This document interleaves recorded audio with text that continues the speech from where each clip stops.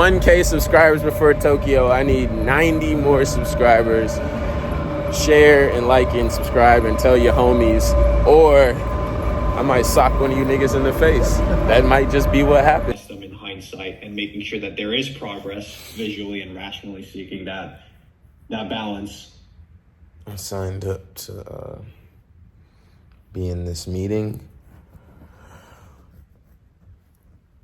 or got invited to be a part of this class. It's like the owner of R13, who I just learned worked at Polo for 19 years. It's one of my favorite brands.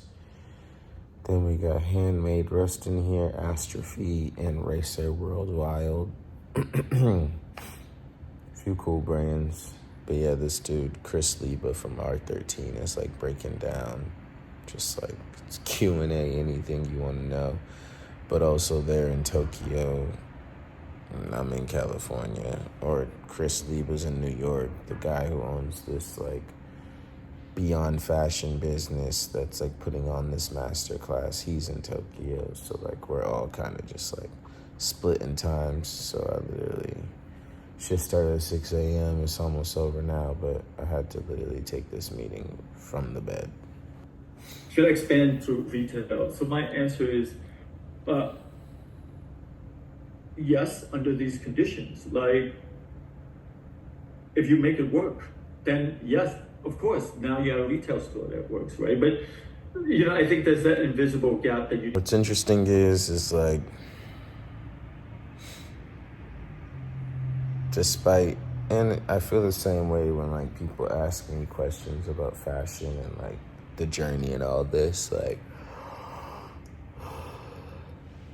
I feel like this guy kind of sees things the way I see things, which is like, I can give you a bunch of creative advice. I can take you step by step of like what I did. That's not really gonna do it for you. Ultimately, the one thing I can tell you, or the few things I could tell you, are like short and concise that will like help you make it the furthest. And that's like, get to know yourself, understand where you're trying to go, and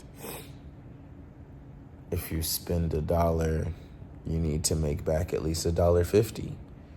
As long as you do those three things and you actually enjoy this, you love it, like, you'll get better at everything else that you need to get better at. Because honestly, it's just like, if your designs are amazing, if you're impressed with every design you make, if you were the consumer and you were looking at your brand, every design that came from that brand was dope as fuck and you wanted to buy it, then that brand will be successful. If the other three things are true. If you know what you want out of life, know where you're trying to go, and fucking spend $1, you make $1.50. To business decisions and actually opening up a retail store or e-commerce or focusing on wholesale, whatever.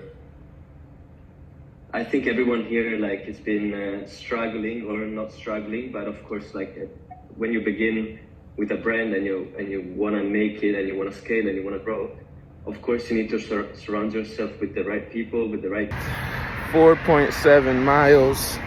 I feel like a lot of my followers like met me or started following me when I was a model. I started running like way before I was a model. Like something about long distance cardio just makes me feel better about myself, and it's just one of the best ways I could start the day. Like I said in previous videos, I'm more so focused on weightlifting right now and getting stronger.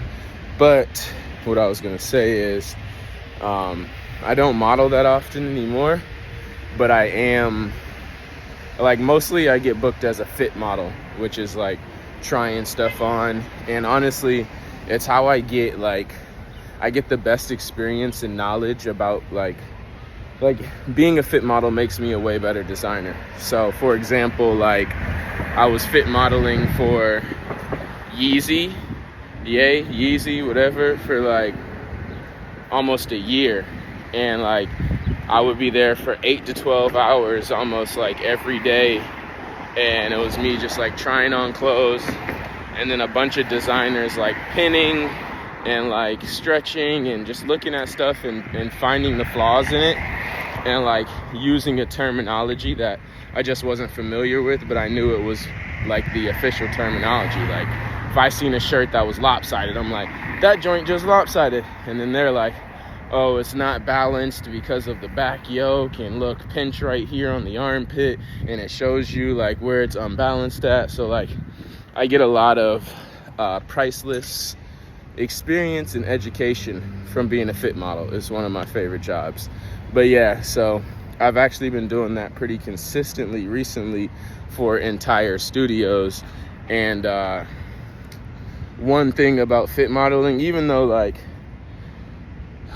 the shadow workbook that I recommended everybody like get and fill out, something I'm learning about myself recently is like I've got to do better like accepting myself. And like if you asked anybody, they'd be like, August is super confident, he loves himself, he believes in himself. But also sometimes I just put stress on my physical body because I guess like dysmorphia, and just like also I never really accomplished like or reached the modeling like ceiling that I thought I was gonna reach. Like I did Paris Fashion Week and Milan and New York, walked in all these fashion shows, but I just never got to like become the model I thought I was. And sometimes it makes me just like kind of insecure or fucking doubt, just makes me doubt if I am like worthy of being a model or whatever. So I am working on this in general, but it's also like these things I'm describing to you aren't like all bad things. Like it's like, oh, I got body dysmorphia, so it makes me run, you know what I mean? But basically anytime I get booked for a modeling gig, I like basically just always feel like I'm not in the right shape. When you're a fit model, you kind of have to stay the same size. Like they don't want you to get too big or too little, because if they fit a shirt on you, make adjustments, send it to the manufacturer, get it back, and then you try it on again and it looks different again because you put on fucking 10 pounds or you lost 10 pounds. Like it definitely, so they want you to basically stay like in the same weight. So even though like I'm probably in my head, I'm most comfortable at like 160, 159, 158. Like that's when I'm feeling like I look like model-esque in my body.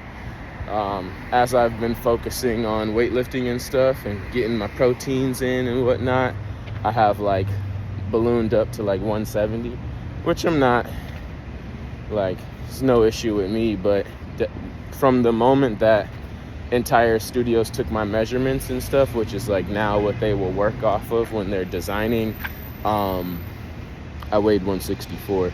So really, it might sound a little crazy, but I have a background in like wrestling. I wrestled in high school. If you're unfamiliar, wrestlers have to make weight before every match. So like me and all my friends who wrestled in high school, let's say we had a wrestling match on Friday or Saturday, coach make you weigh yourself on Monday. I wrestled like 138.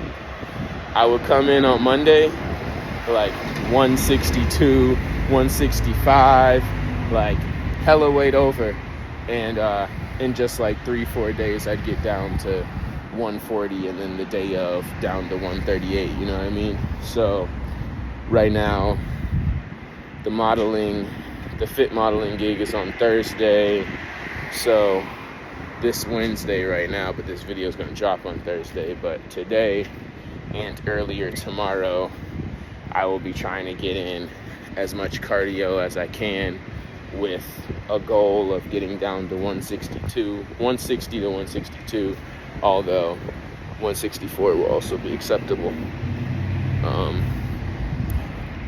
I feel way better than I did when I was sitting in bed for that meeting, bro. Whoa. That shit had me fucking, whew. My eyes wasn't even awake yet. Like, I really don't like that feeling when your eyes are just like still glossed over.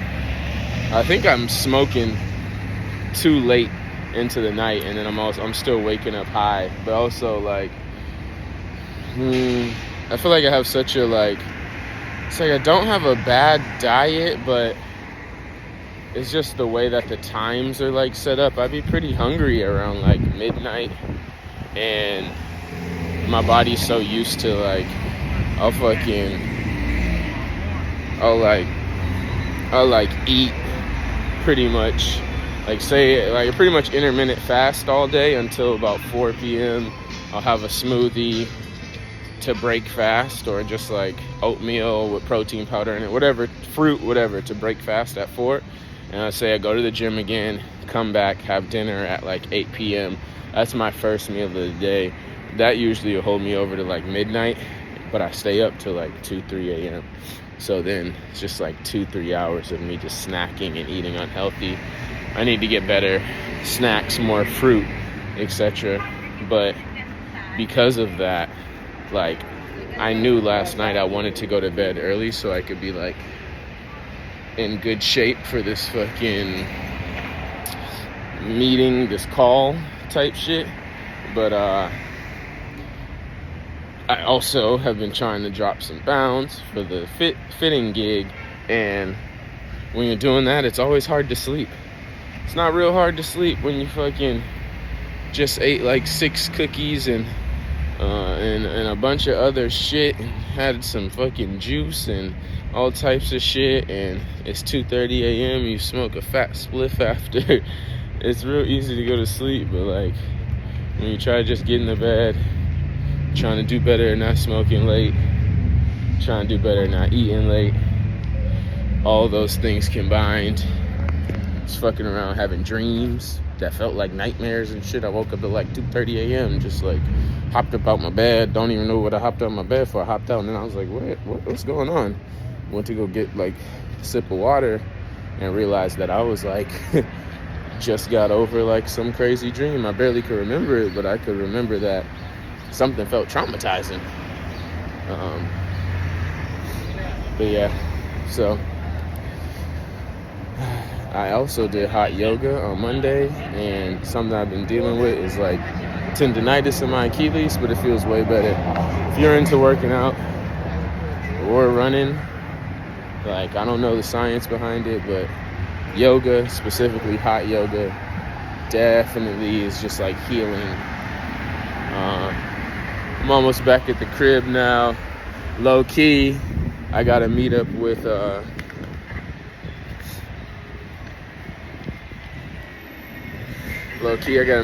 homie Catino. He's like managing the development of the next hat for this upcoming collection. So gotta meet with him because supposedly my sample's supposed to be ready today. So I'm also gonna bring all the other hats because if the sample's good, then it's gonna be time to just get that going. The stylist hit me up almost like right after I got back to the crib from my run, and I'm not gonna say who she works with so I don't spoil it yet, but they're basketball players, and she just requested some gifts. She was like, sent me some screenshots, and then she called me, and then she was just like, yeah, this is what we got going on. Want to wear your stuff in the tunnel? Could you send us some gifts? And that just kind of made me think about something I've touched on in Reels, or I think I touched on it on here on YouTube before too, on one of my longer videos. But you gotta gift, man. You gotta gift. And trust me, I've been having a brand in California for years, so I know all the sucky parts about gifting. I know all the sucky parts about renting the stylist, not getting your shit back, and just like all the headache. But the cons, the pros outweigh the cons.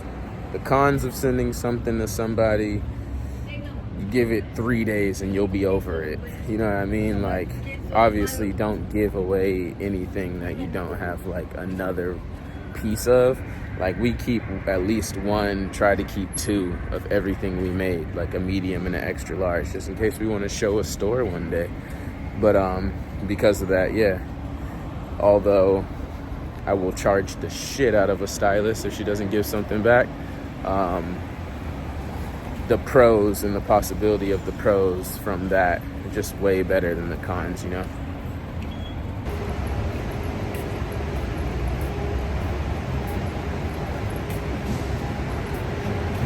Tell him something, G-Man. Call this nigga G-Man. He did this.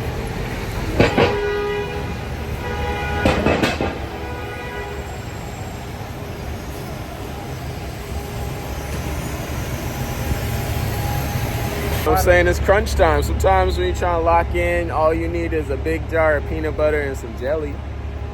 Loaf of bread. That's what I used to do when I was in grind mode. Peanut butter and jelly. You know what I'm saying? That's everybody's grind mode. Fuck I around used to do and, the ramen noodles, but I wouldn't suggest y'all take it that far. Or you can do the ramen noodles too.